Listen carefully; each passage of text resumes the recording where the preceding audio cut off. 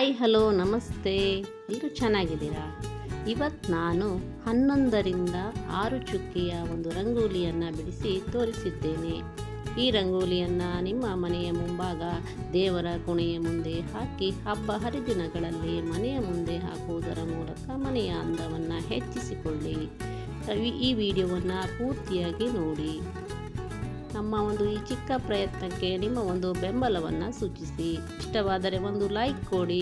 ನಿಮ್ಮ ಅಭಿಪ್ರಾಯವನ್ನು ಕಮೆಂಟ್ ಬಾಕ್ಸ್ನಲ್ಲಿ ಹಾಕೋದನ್ನು ಮಾತ್ರ ಮರಿಬೇಡಿ.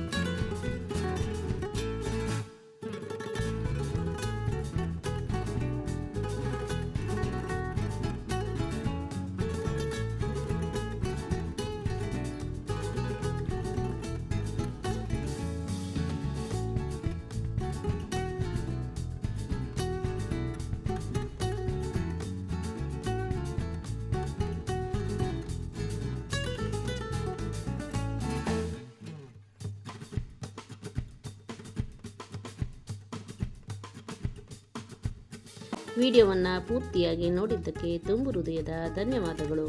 ನೀವು ಒಂದು ವೇಳೆ ವಿಡಿಯೋವನ್ನು ನೋಡುವಾಗ ಚಾನಲ್ ಸಬ್ಸ್ಕ್ರೈಬ್ ಮಾಡಿಕೊಳ್ಳದೇ ಇದ್ದರೆ ಹೆಚ್ಚಿನ ರಂಗೋಲಿ ವಿಡಿಯೋಗಳಿಗಾಗಿ ಚಾನಲ್ ಸಬ್ಸ್ಕ್ರೈಬ್ ಮಾಡಿಕೊಳ್ಳುವುದನ್ನು ಮರೆಯಬೇಡಿ. ಇನ್ನೊಂದು ಹೊಸ ರಂಗೋಲಿ ವಿಡಿಯೋದೊಂದಿಗೆ ಮತ್ತೆ ಭೇಟಿಯಾಗೋಣ.